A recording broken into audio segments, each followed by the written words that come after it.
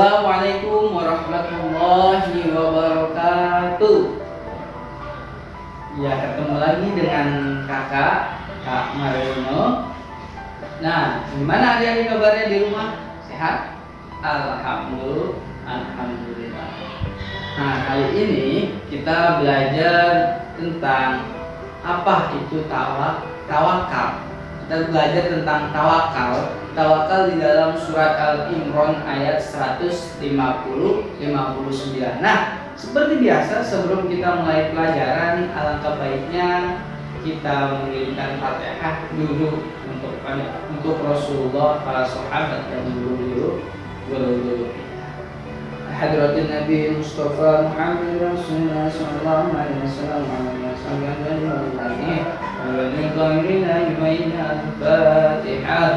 A'udzu billahi minasy syaithanir rajim. Bismillahirrahmanirrahim. Alhamdulillahi rabbil alamin arrahmanir rahim maliki yaumiddin.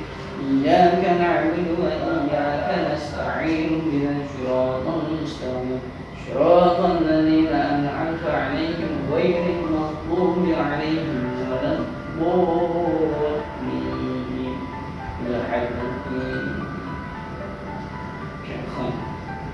شيء لله لهم الفاتحة. أعوذ بالله من الشيطان الرجيم. بسم الله الرحمن الرحيم. الحمد لله رب العالمين الرحمن الرحيم مالك يوم الدين. إياك نعبد وإياك نستعين اهدنا الصراط المستقيم صراط الذين أنعمت عليهم غير المغضوب عليهم ولا الضالين. آمين. الحمد لله رب العالمين. Ya, sebelumnya adik-adik yang di rumah sudah siap untuk belajar hari ini? Ya, langsung saja sebelum kita menjelaskan materinya, kakak mau nulis terlebih dahulu surat Al-Imran ayat 159. Nah, adik-adik yang di rumah ikut nulis juga ya. Silakan ambil Al-Qur'annya yang belum wudhu terlebih dahulu. Lalu kita tulis bersama-sama. Nah, kalau yang punya bukunya bisa dibuka, dicari surat Al-Imran ayat 159. Nanti setelah kita tulis, nanti kakak akan menjelaskan tentang hukum bacaan tajwidnya dan apa isi kandungannya. Nah, nanti isi kandungannya bakalan kakak jelaskan. Oke? Kita nulis terlebih dahulu.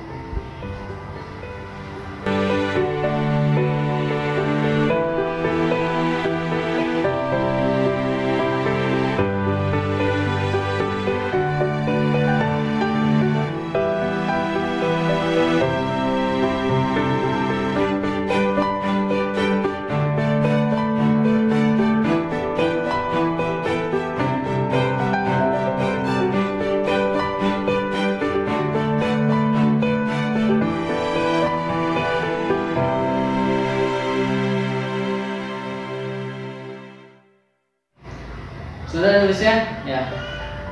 Selanjutnya kita baca terlebih dahulu ya untuk surat Al-Imran ini. Nah, nanti setelah itu akan bacakan artinya. A'udzu billahi minasy syaithanir rajim. Bismillahirrahmanirrahim. Fabima rahmatin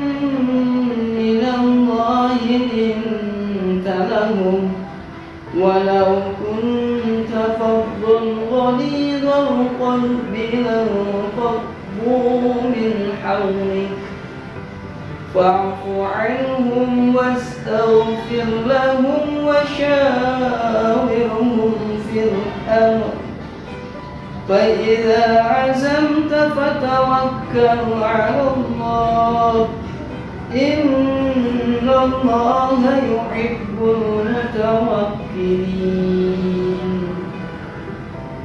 صدق الله العظيم. yang artinya maka berkat rahmat Allah engkau Muhammad berlaku lemah lembut.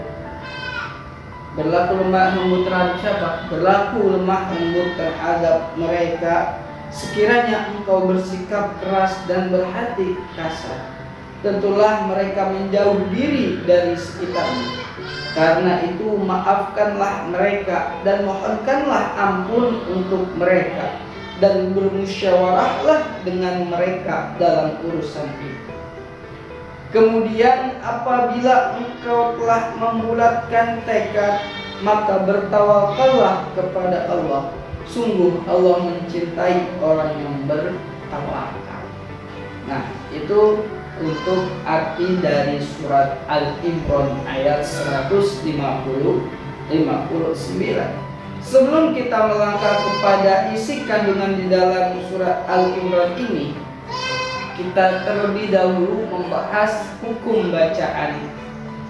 Nah, yang kemarin kita bahas yaitu hukum bacaan qalqalah. Nah, sekarang kita akan membahas hukum bacaan idhar pada surat Al-Imran ayat 159 ini. Ya, nanti kakak bacakan, kalian menentukan hukum bacaan idharnya. Kita cari bersama-sama. Nah, untuk hukum bacaan idharnya, terlebih dahulu kakak bakal ngejelasin apa sih hukum bacaan idhar itu dan hurufnya apa saja sih. Nah, idhar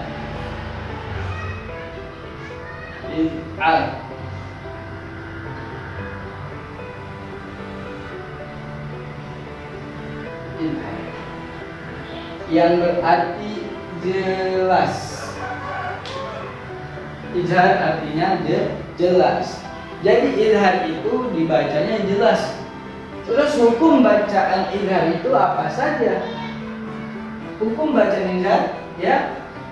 Nah, alif, ha, ain, ha, alif, kha. Nah, hukum bacaan izhar ini ada 6 huruf. Ada 6 huruf hukum bacaan izhar. Sekarang kita cari di mana saja hukum bacaan izhar itu. Fabima rahmatin minallahi linta lahum. Ada tidak? Tidak, ya benar. Jadi hukum bacaan izhar itu apabila ada nun mati atau tanwin bertemu dengan salah satu huruf yang 6 ini, itu disebut bacaan izhar. Nah, selanjutnya walau kunta faddan ghalidhal qalbi lanfaddu min hawlik. Ada? Ya, benar sekali. Di sini ada hukum bacaan izhar. Di mana? Di sini ada tanwin bertemu dengan huruf tanwin. Ada tanwin fathah bertemu dengan tanwin. Nah, terus ada satu lagi di mana? Lanfaddu min hawlik. Binanfaddu min hawlik. Ini hukum bacaan izhar. Mana? Ini ada nun mati bertemu dengan ha. Ada nun mati bertemu dengan ha, itu dibacanya izhar.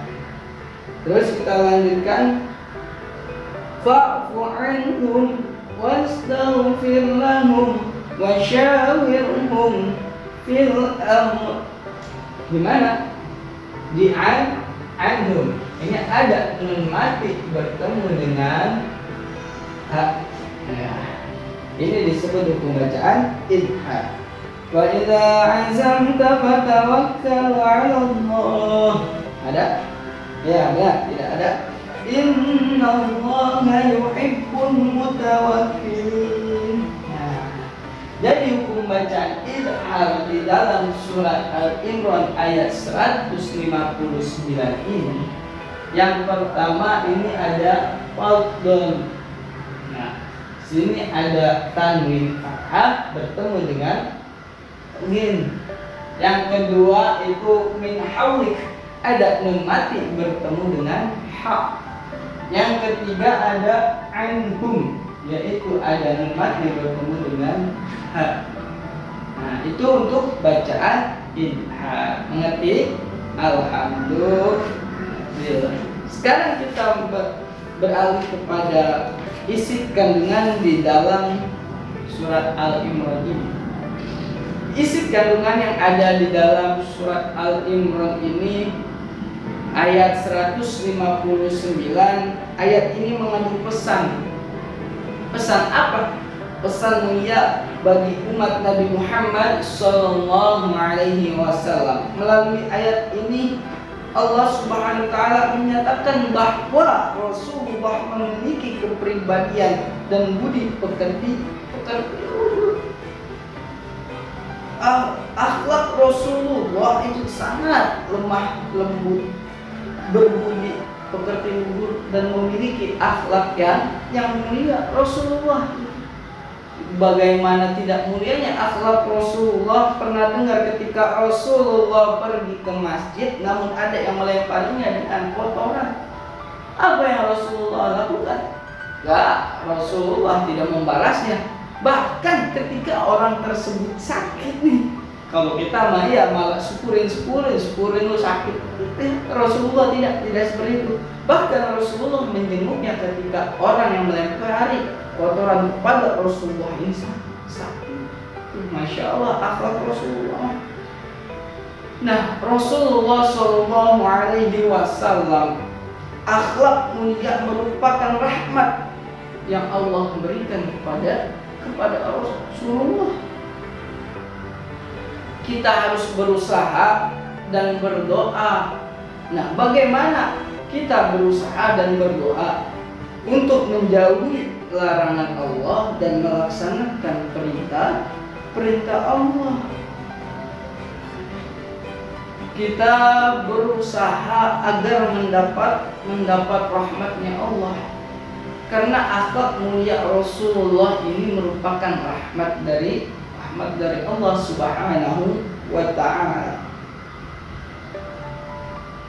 Nah, yang bisa diambil dari isi kandungan ini, yang pertama bahwa Rasulullah bersikap lemah lembut dan berakhlak mulia.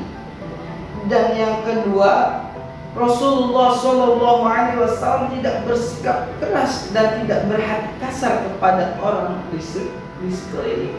Rasulullah itu, Masya Allah. Kalau ada misalnya Rasulullah berperilaku kasar kepada umat-umatnya di zaman dahulu, maka umat-umatnya bakal menjauh. Makanya itu Rasulullah berperilaku lemah lembut dan berakhlak mulia, sehingga orang-orang di sekitarnya itu pada datang kepada Rasulullah dengan akhlaknya yang luar biasa.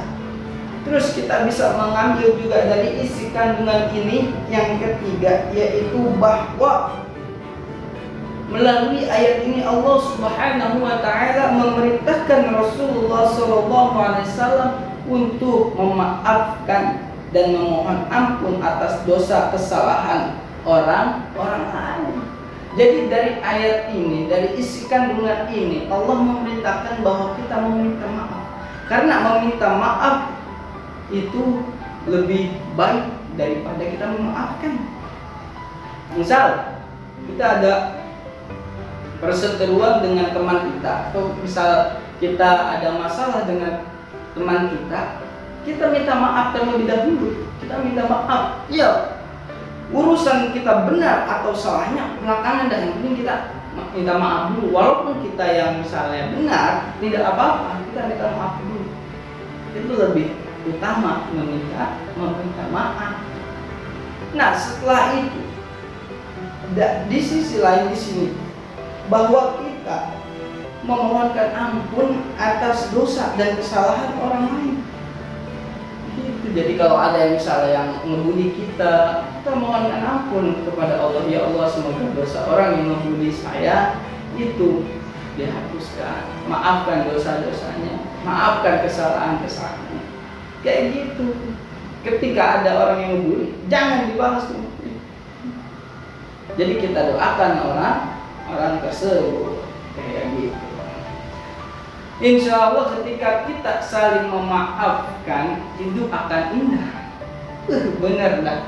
Kalau kita misal punya masalah sama teman kita, terus kita minta maaf terlebih dahulu, kan orang tersebut, ya Allah ini dia baik banget gitu kan, sehingga kita itu akan harmonis hubungan kita dengan orang tersebut kayak gitu. Dan Rasulullah SAW adalah manusia paling sempurna di muka bumi. Tentu kita bisa menyelesaikan semua masalah dengan petunjuk Allah. Nah, selain tadi perintahkan untuk meminta maaf terlebih dahulu, hendaknya kita meminta maaf terlebih dahulu. Di sini mengajarkan kita bahwa kita harus bermusyawarah dari isi kandungan, bahwa bermusyawarah dengan para sahabat untuk menyelesaikan masalah. Rasulullah pun bermusyawarah pada para sahabat untuk menyelesaikan masalah. Gitu kita, jadi kalau punya masalah dengan siapapun atau ada masalah misalnya di sekolah, di mana dengan guru, kita harus bermusyawarah. Nah, dalam bermusyawarah ini kita turunkan ego kita. Jadi ketika ada pendapat dari orang lain, jangan kita tolak mentah, kita terima. Kita tampung dulu tuh pendapat-pendapat orang tersebut, misalnya solusinya seperti apa, kita tampung dulu. Nah, gitu. Jadi ada etikanya istilahnya. Kita harus menjunjung etika dalam bermusyawarah. Nah, hasil musyawarah dilaksanakan dengan penuh tanggung jawab. Itu. Terus ketika sudah bermusyawarah, hasilnya seperti apa nih, kita serahkan kepada Allah. Kita bertawakal kepada Allah. Apa artinya tawakal? Artinya tawakal itu menyerahkan hasil usaha kita kepada Allah.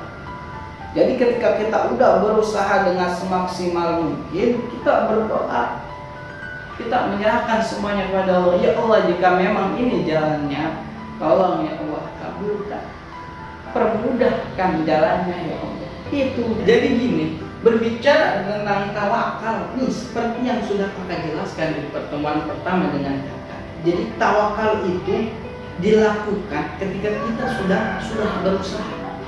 Ketika kita sudah berusaha dengan semaksimal mungkin, nih baru nih kita tawakal, terapkan tawakal di sini. Kita berdoa kepada Allah, ya Allah semoga hasil yang sudah saya usahakan selama ini semoga sesuai dengan tujuan saya ya Allah, seperti itu. Jadi tawakal ini diterapkan, tidak bisa diterapkan tanpa adanya usaha. Kita pengen juara 1 di sekolah tapi kita tidak belajar, kita cuma tawakal doang, ya Allah semoga saya juara 1 di sekolah. Kayak gitu bisa? Bisa mah bisa. Apa yang gak Allah bisa? Kalau Allah berkehendak bisa, cuma kemungkinan kecil kita bakal meraih tujuan kita. Tapi kalau kita udah usaha, kita belajar siang malam, malam siang, siang malam, atau dari jauh-jauh hari kita sudah belajar, terus kita tawakal kepada Allah, kemungkinan besar tujuan kita bakal dikabulkan oleh Allah Subhanahu wa Ta'ala. Dan tapi ketika tujuan kita ini, misalnya kita sudah merasa udah usaha semaksimal mungkin, terus udah tawakal, hasil tidak sesuai dengan tujuan kita, jangan putus asa.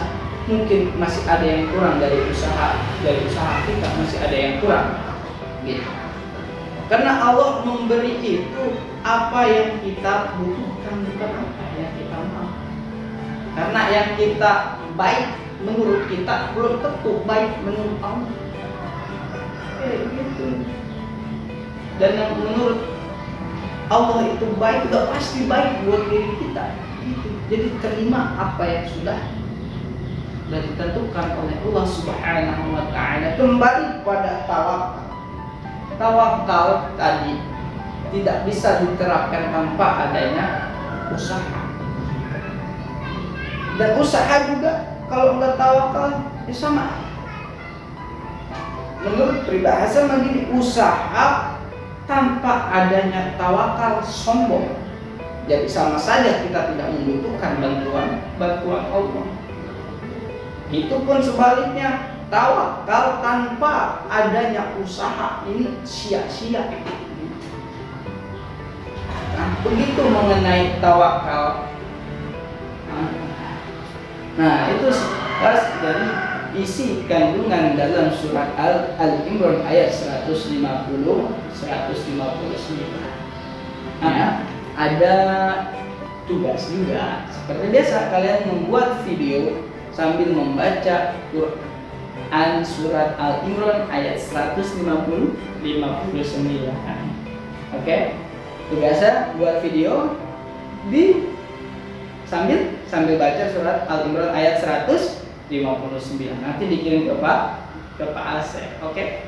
Mungkin itu saja yang bisa Kakak sampaikan. Wabillahi taufiq wal hidayah.